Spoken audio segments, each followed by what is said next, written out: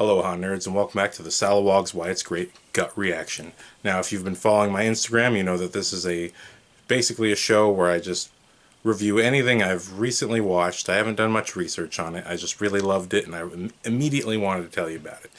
So I just saw director Brian De Palma's movie, The Fury, and what a great movie! What a classic! I really loved it as I watched it. If you've been watching movies in the last 20 years and liked the movie Enemy of the State with Will Smith, it's basically the original Enemy of the State. Essentially, this government agent who has a son with psychic powers, the agency has turned on him, and he's on the lam, and they've kidnapped his son, and he's trying to find his son. And you go on, the first 40 minutes of this movie, a little bit of a spoiler, is just the enemy of the state aspect of this, where you're just seeing this guy try to survive the government hunting him down. And then there's this really great subplot, actually the story shifts perspectives entirely and becomes about Amy Irving's character. Amy Irving, who was in Carrie. Brian De Palma also directed Carrie and Mission Impossible. And basically, she is also a psychic. So the main character, Peter, played by Kirk Douglas, he's the government agent on the lam.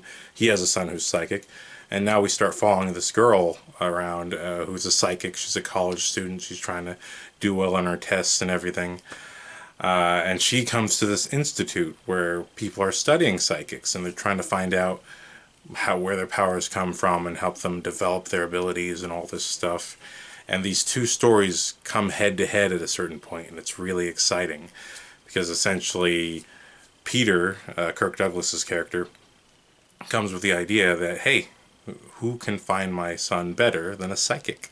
This government knows how to make people disappear, but a psychic could break through that entirely because she would have the ability, hopefully, to communicate with the psychic and find him.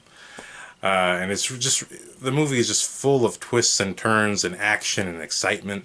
Yes, it's a 70s movie. You'll see some of the technologies a bit dated, but nonetheless, the storytelling is beautiful. The characters are great. The writing is great.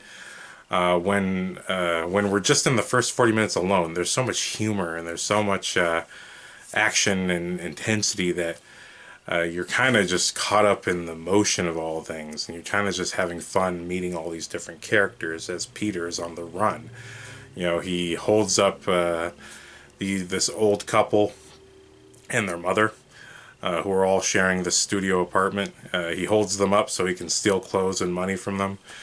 But he tries to be somewhat kind to them, and the older woman, the mother, takes to it very well. And so there's a very funny scene where he ties up the couple who are 30, 40 somethings, or getting up there, and the mom is just so happy that their mouths are bound. Is like, finally I don't have to hear them yap and yap and yap. I'm gonna watch my show all night, thank you, sir. He has such a sweet interaction with the mom. It's really endearing and fun. But then we get back to the action, and it's very intense, and you see how good this guy is from his government, that essentially he was one of the best.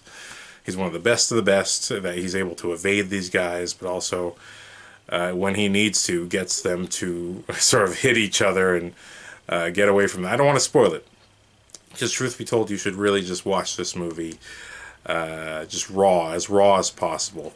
But those were just some little tidbit moments that I really enjoyed. So Brian De Palma's The Fury, please do check it out. I really think it's an exciting, if you loved Carrie, and then me growing up, I watched The Rage Carrie 2, and I thought, whoa, that's a cool movie, but what's Carrie? And then, of course, later on seeing Carrie, wow, what an amazing movie.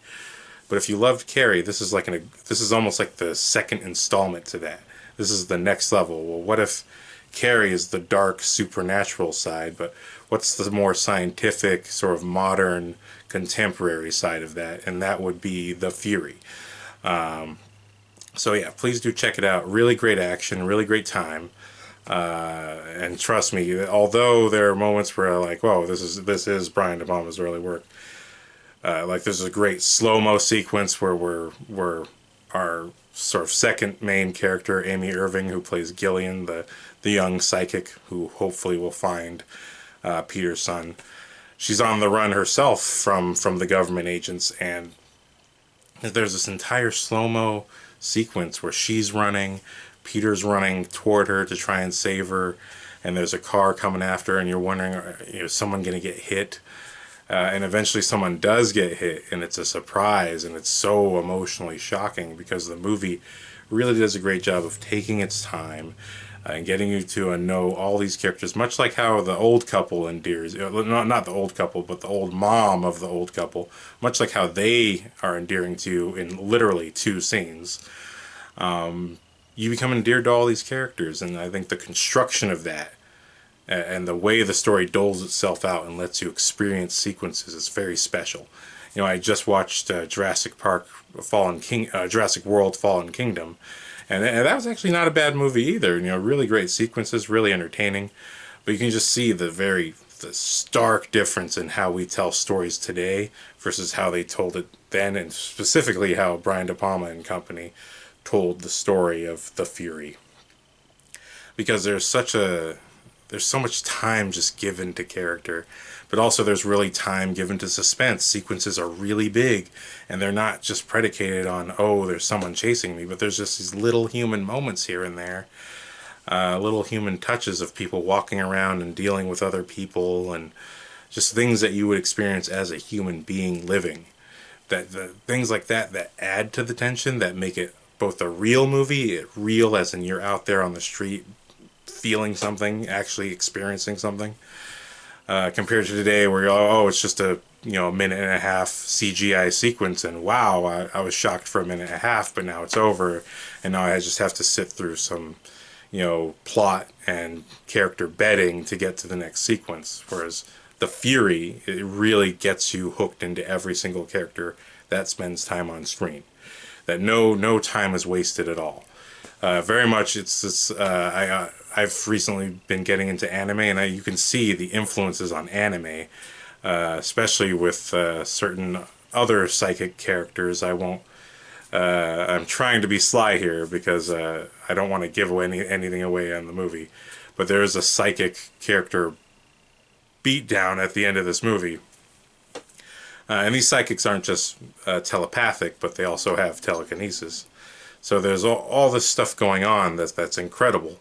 But when you see the end of this movie, if you've been watching anime over the last 20 years and loving things like Berserk and Elfen Lied, you can see where the influences come from that made this. So please do check out Brian De Palma's The Fury. I saw it on TV, one of the later Stars channels. Really great movie. Check it out. Thank you for watching. Subscribe for more on youtube.com/TheSalawag.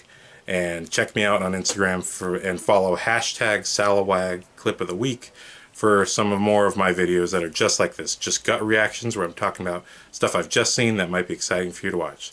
Thank you very much for your time, and have a good one.